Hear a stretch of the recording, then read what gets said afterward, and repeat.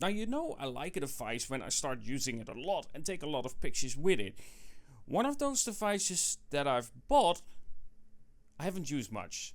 And that's the Samsung Galaxy S24 Ultra, and that's simply because of the camera result that I'm getting out of it.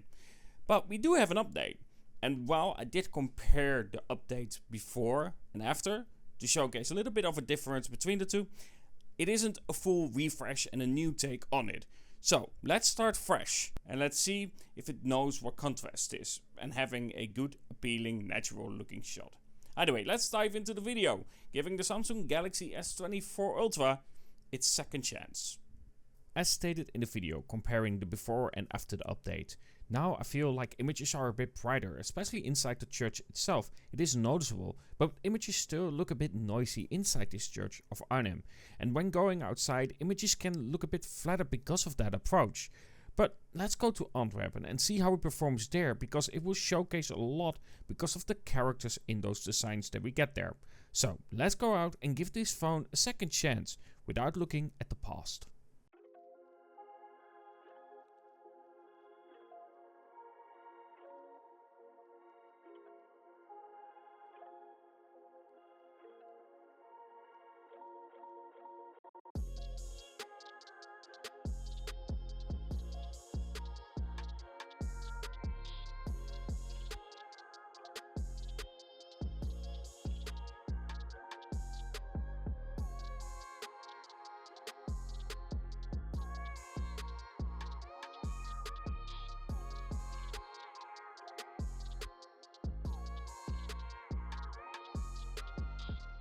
So in Antwerp, let's start outside, because this is probably the best it will perform in the entire video. Images look respectable, there's a bit of contrast to the building that allows a bit of depth in the shot itself, and the main sensor colors are pretty accurate, depending on the situation, and they can be a bit bright as well. And depending on the shot, for instance this theater shot, it is warmer than what it really is, and that's something that I've noticed since this update. One is that the images between the sensors are not all well calibrated. The main sensor, the ultra-wide, the telephoto, the periscope, they can all have a different look to them, with the main sensor sometimes being inconsistent in terms of approach. Again, this yellow hue on top isn't like that at all, having a bit too much. And that also isn't consistent. Some shots have that, some don't. And then we get to the ultra-wide. The shots are far more contrasty than the main sensor, but also a lot more sharpening that is happening here, which will come at a cost, but we'll get to that in a bit. But the biggest thing for me looking at these shots outside is the lack of consistent performance. Either being too warm of the shot, the calibration between the different focal lengths, or the sharpening that sometimes truly goes over the top. That combined with shots that can look really flat. Now remember that sharpening that I spoke of before? Well, having that can lead to noise being more prevalent than if you don't have that. This is especially noticeable inside, again where lighting isn't optimal, and it can ruin the shot. Now here for instance, look at the difference between these two. What if I told you one costs 3 times less? Because this is the Vivo V30 Pro. Not only is the dynamic range better, but we also get a bit more accurate colors apart from the light itself, even though it is still a bit brighter than what is really going on, and there is a softening going on with this ultra wide as well. The performance here is better for a much cheaper phone. On the Xiaomi 14, same shot, same angle, and this shot captures the soul of the scene there. But also, look at the shadows. It doesn't have that noise. This seriously is something that Samsung needs to address. These phones are both much cheaper than what you pay for the Samsung Galaxy S24 Ultra.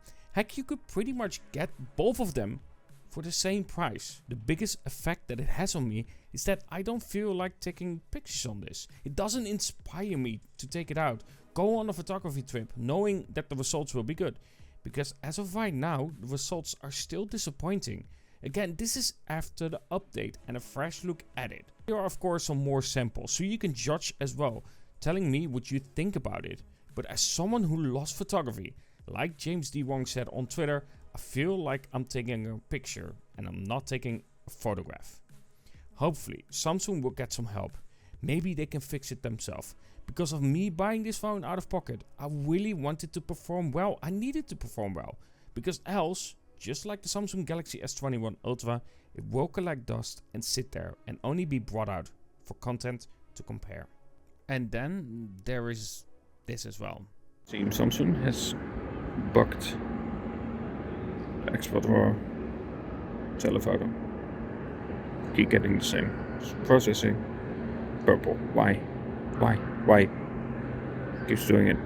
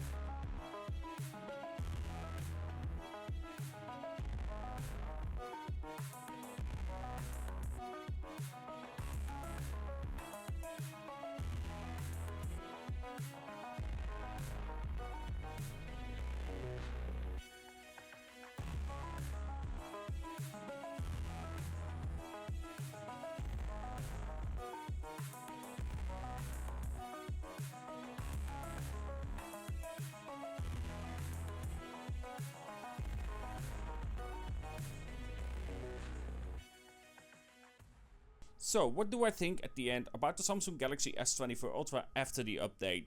Taking away what it was before and looking at it from a new point of view. I will say that in some cases, yes, there is some improvement. Having a bit lighter image makes it that the noise is less visible, and therefore it is improved in terms of that, I guess. But apart from that, what do I really think about just the general shots? It still lacks a lot of character, especially if you go into situations inside the train station. I feel like it lacks any character, any depth. The images look a lot more flat than they should be, especially for something like that has a lot of character and a lot of style in it. With the Samsung, the image still looks flat and not as appealing as I would get it on some other devices, including a cheaper device that is my Xiaomi 14. They perform better here at capturing what I'm actually looking at. If you like bright images, then yes, this has bright images. If you like flat images, yeah, then the Samsung Galaxy S24 Ultra will do you perfectly fine. But there are definitely phones out there that will perform quite a bit better than Samsung. That seems to be chasing numbers in terms of a 200 megapixel resolution instead of actually focusing on something that really matters. One is the computational photography that they use, and they really need help with that, it seems. And two is that they should have used, for instance, a 1-inch sensor, where others are doing that and getting far better results. Anyway, hope you enjoyed this video, and of course if you did, don't forget to like, subscribe and so on, and talk to you guys in the next.